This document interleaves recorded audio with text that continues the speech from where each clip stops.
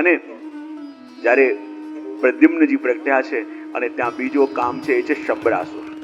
અને શંબરાસુરને ખબર પડી કે ભગવાનને ત્યાં જે આ પ્રદ્યુમ્નજી પ્રગટ્યા છે એ ધર્મ સંમત કામના છે, અને ધર્મ સંમત કામના રૂપી પ્રદ્યુમ્નજી જો મોટા થયા તો મારે મરવું પડશે. બોલે કેમ? જીવનમાં યુગો યુગોથી અંધારું હોય અને તમે અંધારાથી લડવાનો પ્રયત્ન કરો તો અંધારાથી લડીને ક્યારે જીતી શકવાના છો? પણ એક દીવો પ્રગટાવો તો એક ક્ષણની અંદર યુગોથી રહેલો અંધારું દૂર થઈ જાય કે ન થઈ જાય? કોઈ કહ્યું છે ને, it's better to light the candle than cursing the darkness. તમે અંધકારને કોસતા રહો એના કરતા એક દીવો પ્રગટાવો ને એ બહુ સારું છે. પણ આપણે બધા અંધકારથી લડતા હોઈએ છે. અને ત્યાં જ પ્રદ્યુમ્નજી પ્રગટ્યા અને શંબરાસુરને લાગ્યું જો પ્રદ્યુમ્નજી મોટા થયા તો મારે મરવું પડશે, તો શું કરવું? કોઈએ કહ્યું જો હમણાં પ્રદ્યુમ્નજી 10 દિવસના થયા નથી અને ભગવાને એમનો સ્પર્શ કર્યો નથી તો ભગવાને એકવાર એમનો સ્પર્શ કરી લીધો પછી એમનું કંઈ થઈ નહીં શકે. જે પણ કરવું હોય પહેલા કર. અને શંબરાસુરને લાગ્યું યદી મારે જીવતા રહેવું છે તો ભગવાનના પુત્ર પ્રદ્યુમ્નજીને મારે મારી નાખવા પડશે, કારણ કે જો એ મોટા થયા તો હું જીવી નહીં શકું. અને ભગવાનના પુત્ર પ્રદ્યુમ્નજીને મારી નાખવા માટે શંબરાસુર સ્ત્રીનું રૂપ લઈને આવ્યો અને જ્યાં રૂકમણીજીની પાસે પ્રદ્યુમ્નજી પહોળેલા હતા ચૂપચાપ એમને ઉઠાવીને લઈ ગયો અને ભગવાનના પુત્ર પ્રદ્યુમ્નજીને મારી નાખવા માટે એમને સાગરની અંદર ફેંકી દીધા. અને જ્યાં સાગરમાં પ્રદ્યુમ્નજીને ફેંક્યા નીચે જ એક વિશાળ માછલી હતી જેણે પોતાનું મુખ ખોલેલું હતું અને જ્યારે પ્રદ્યુમ્નજીને નાખ્યા તો એ માછલીના મુખની અંદર ગયા. હવે એક શિકારીએ જ્યારે પાણીમાં જાલ નાખી તો એ જાલની અંદર એ જ માછલી ફસાઈ કે જે પ્રદ્યુમ્નજીને નગળી ગઈ હતી. હવે જ્યારે પેલા માછીમારે માછલી કાઢી, બોલે આટલી મોટી માછલી, આટલા વર્ષોથી હું શિકાર કરું છું પણ આટલી મોટી માછલી ક્યારે મારી જાલમાં ફસાઈ નથી. હવે પહેલી વાર ફસાઈ છે તો હું ક્યાંક બહાર વહેંચવા જાઉં એના કરતા આપણા રાજા શંબરાસુરને ભેટ આપો. અને પાછી માછલી કોને ભેટ મળી? શંબરાસુરને, કે જેણે પ્રદ્યુમ્નજીને નાખ્યા હતા. અને એ પ્રદ્યુમ્નજી એ જ માછલીના મુખમાં ગયા હતા. જ્યારે શંબરાસુરને ભેટ આપવામાં આવી, શંબરાસુરે પોતાની પાકશાલામાં એને મોકલી અને પાકશાલાના જે મુખ્ય હતા એનું નામ હતું માયાવતી. અને માયાવતી બીજા કોઈ નહીં, કામદેવના ગત જન્મના પત્ની સ્વયં રતિ હતા.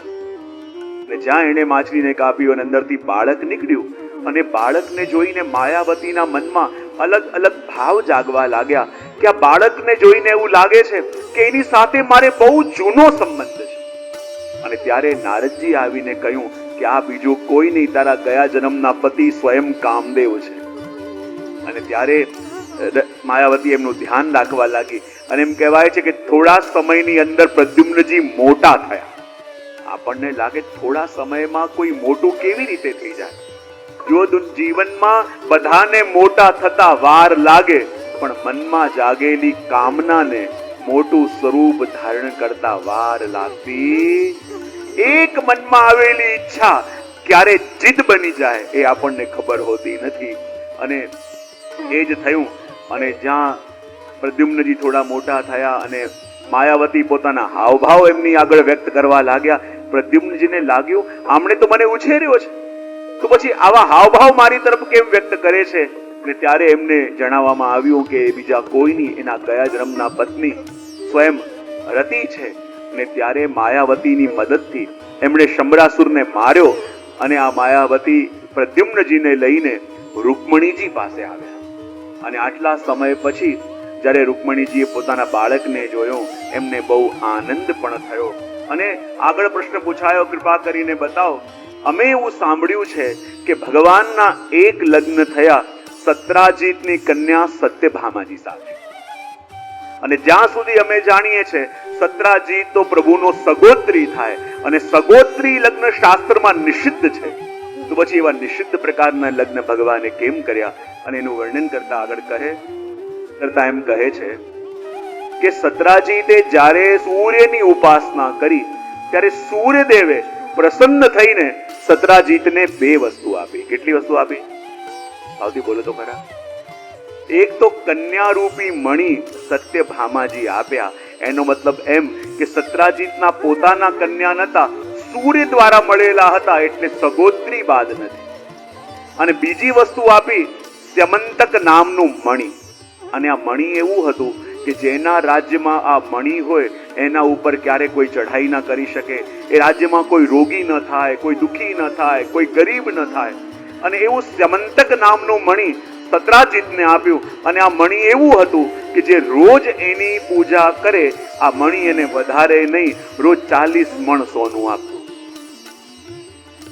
હવે આ મણી એને મળ્યું અને જ્યારે સૂર્ય ઉપેક્ષા કરી ત્યારે એ આવ્યા ભગવાન પાસે. ભગવાન કે ચિંતા ન કરો, હું આખી દ્વારિકા વાસીઓ સાથે તમારો પરિચય કરાવી દઉં છું. અને સ્વયં દ્વારિકાધીશ સત્રાજીતને લઈને જ્યારે દ્વારિકાની સભાની અંદર આવ્યા, એ વખતે સત્રાજીતે પેલો મણી પહેરેલો હતો. અને જે મણી પહેરે એનું તેજ એવું થઈ જાય કે જાણે સ્વયં સૂર્ય આવી રહ્યા છે. અને જ્યારે સત્રાજીતે મણી પહેરીને આવ્યા અને બધાને લાગ્યું કે જાણે ભગવાન સ્વયં સૂર્ય નારાયણને લઈને આવી રહ્યા છે. બધા ઊભા થઈ ગયા, બધા એમની સ્તુતિ કરવા લાગ્યા. ત્યારે ભગવાને કહ્યું, અરે આ સૂર્ય નારાયણ નહીં, આ તો સત્રાજી છે. બધા કે ઓહ સત્રાજી છે. બધા બેસી ગયા. સત્રાજીતને લાગ્યું ભગવાને પરિચય આપવામાં ખોટી ઉતાવળ કરી. જ્યાં આવું સરસ લોકો સ્તુતિઓ કરતા હતા, ગુણગાન ગાતા હતા, તો પરિચય આપવામાં ઉતાવળ કરવાની જરૂર શું હતી?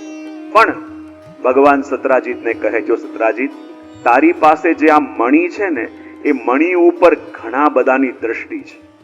અને આ મણી તારી પાસે હોવાના કારણે કદાચ તને મોટી સમસ્યા પણ થઈ શકે. માટે એવું કર, આ મણી તું ઉગ્રસેનના રાજકોષમાં જમા કરી દે. ચાહે તો જે સોનું આવે તું લઈ લેજે. પણ સત્રાજીત માનતો નથી. એ કહે, પ્રભુ આપ મણીની ચિંતા ન કરો, મણી મને સાચવતા આવડે છે. વારે વારે ભગવાન જ્યારે મણીને સાચવવાની વાત કરે, સત્રાજીતને પણ લાગે આ વારે વારે દ્વારિકાધીશ મણીની વાત કેમ કરે છે. પણ એક વાર થયું એવું, સત્રાજીતનો ભાઈ પ્રસેન શિકાર કરવા જતો હતો અને એને એવું લાગ્યું કે શિકાર કરવા હું જઉં છું તો આ મણી જે છે એ એવું મણી છે, એને રાત્રિના સમયમાં પણ પહેરો તો દિવસ જેવો પ્રકાશ આપે. બોલે એ પહેરીને જઈશ તો શિકારમાં સુગમતા રહેશે. અને પ્રસેન પેલું મણી પહેરીને જંગલમાં શિકાર કરવા ગયો. આ મણી દૈવી મણી હતો અને દૈવી મણી પહેરીને શિકાર કર્યો. દેવીનો અપરાધ થયો. સામેથી સિંહ આવ્યો અને સિંહ આવીને પ્રસેનને મારી દીધો અને મણી મુખમાં લઈને જવા લાગ્યો. અને જ્યાં સિંહ જતો હતો સામેથી એક રીંછ આવ્યું. અને એ રીંછ બીજું કોઈ નહીં, સ્વયં રામાયણના જાંબાનજી હતા. અને જાંબાનજી રીંછે આવીને સિંહને મારી નાખ્યું અને મણી લઈને પોતાની ગુફામાં ચાલ્યા ગયા. અહીંયા સવાર પડી અને જ્યાં સવાર પડી અને સત્રાજીત જાગ્યા, સ્નાન કરીને રોજના નિયમ પ્રમાણે મણીનું પૂજન કરવા માટે દેવસદનમાં આવ્યા. અને જ્યારે દેવસદનમાં આવ્યા શું જોયું? ત્યાં બધી વસ્તુઓ જેવી હોવી જોઈએ એવી જ હતી, પણ મણી ક્યાંય દેખાતું નતું. ચારો ઓર ફરીને જોયું પણ મણી ક્યાંય દેખાતું નથી. અને સત્રાજીતને લાગ્યું કે યદી ચોરી કરવા વાળો કોઈ આવ્યો હોય તો બીજી પણ વસ્તુ લઈ જાય, પણ બીજી બધી વસ્તુ એમને એમ છે, ખાલી મણી ગાયબ છે. લાગે છે કોઈએ આ મણીને ચોર્યું છે, પણ કોણ ચોરી કરી શકે? એ કહે, બીજા કોઈ નહીં, દ્વારિકાધીશ મને વારે વારે કહેતા હતા કે મણી સાચવજે, મણી સાચવજે. મને એવું લાગે છે કે આ મણીની ચોરી બીજા કોઈએ નહીં પણ દ્વારિકાધીશે કરેલી હોય. સત્રાજીત આવ્યો પોતાની પત્ની પાસે અને પોતાની પત્નીને કહે કે મને એવો સંશય છે કે આપણું મણી કોઈ ચોરી લીધું છે. અને મને એવો સંશય છે કે હો ન હો એ મણીની ચોરી દ્વારિકાધીશે કરી છે, પણ જોજે કોઈને કહેતી નહીં. અને કોઈ પણ સ્ત્રીને ખાલી આટલું કહી દો કે કોઈને કહેવાનું.